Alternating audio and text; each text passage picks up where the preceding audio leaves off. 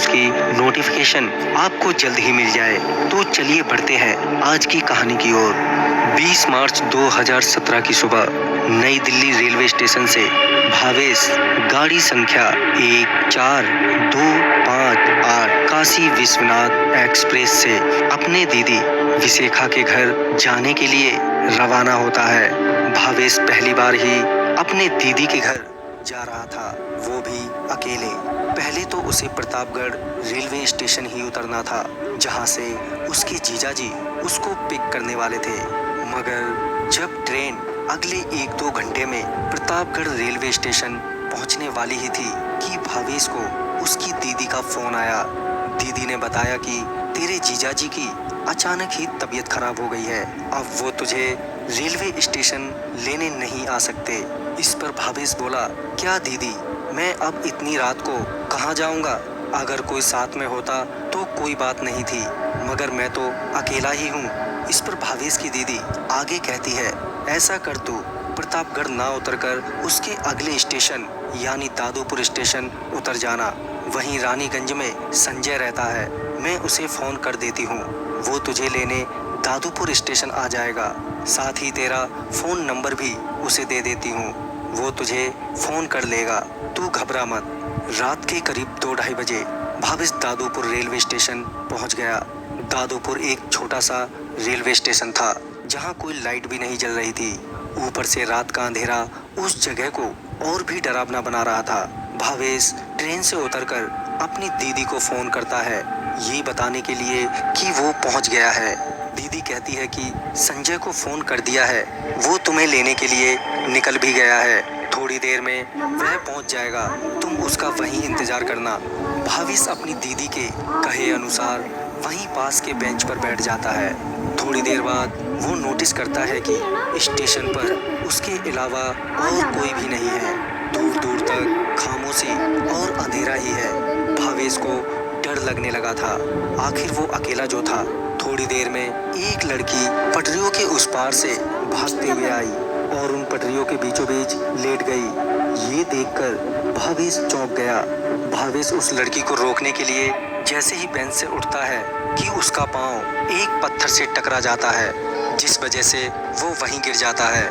जब भावेश वापस उठा तो उसने देखा कि उन पटरियों पर कोई भी नहीं है।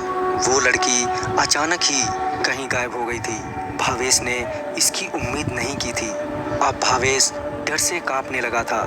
भावेश वापस उस बेंच पर जाकर बैठ जाता है। थोड़ी देर में भावेश को किसी की रोने की आवाज़ सुनाई देती है। जब भावेश अपने आसपास देखता है तो उसे वही लड़की कुछ दूरी पर मौजूद एक दूसरे बेंच पर बैठी नजर आती है, जो कि रो रही थी। अब तक भावेश की धड़कनें बहुत तेज हो चुकी थी। वो समझ गया था कि वो भारी मुसीबत में पड़ गया है कि तभी भावेश के फ़ोन की रिंग बजी। भावेश फ़ोन उठाता है। फ़ोन पर संजय था।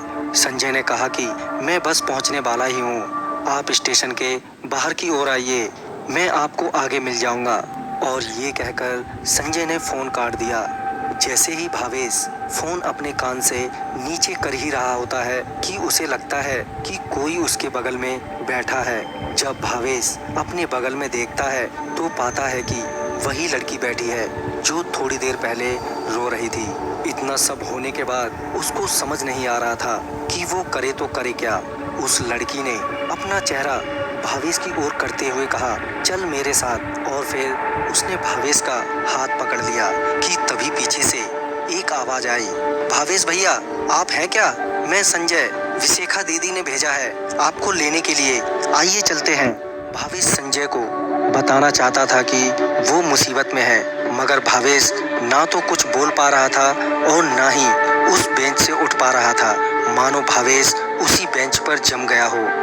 दूसरी ओर संजय के काफी बोलने के बावजूद जब भावेश ने संजय को जवाब नहीं दिया तो संजय ही भावेश के पास आ गया।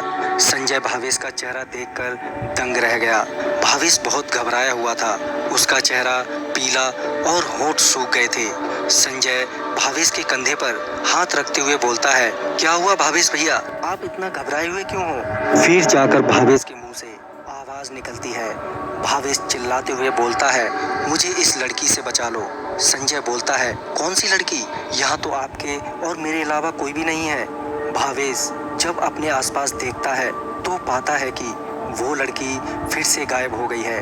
थोड़ी देर में संजय भावेश को अपने साथ वहाँ से ले जाता है। इस तरह उस दिन भावेश की जान बच गई। तो दोस्तों इस वीडियो में बस इतना ही। मैं आपका दोस्त राजकुमार जल्द ही मिलता हूँ। बंद करते हैं।